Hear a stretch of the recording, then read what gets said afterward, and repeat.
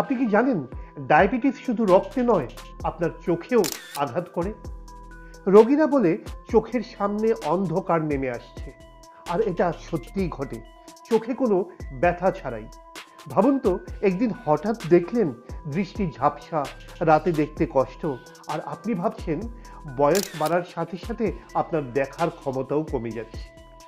কিন্তু সত্যিটা আরো ভয়ঙ্কর, কারণ এটা হতে পারে ডায়াবেটিক রেটিনোপ্যাথি, অর্থাৎ ডায়াবেটিসের সবচেয়ে নীরব, সবচেয়ে বিপজ্জনক জটিলতা, যা প্রতি বছর হাজারো ভারতীয়কে ধীরে ধীরে অন্ধত্বের দিকে ঠেলে দেয়।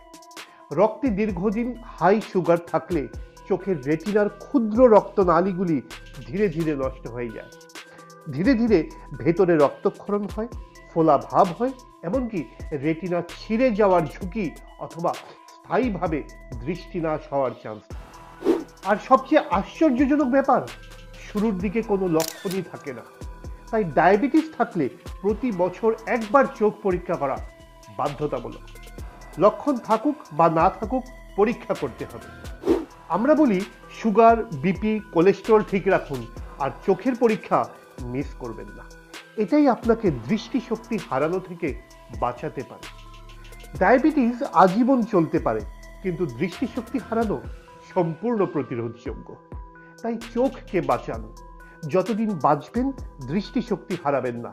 আর শেয়ার করে দিন ভিডিওটি আপনারই কোনো ডায়াবেটিসের বন্ধুকে।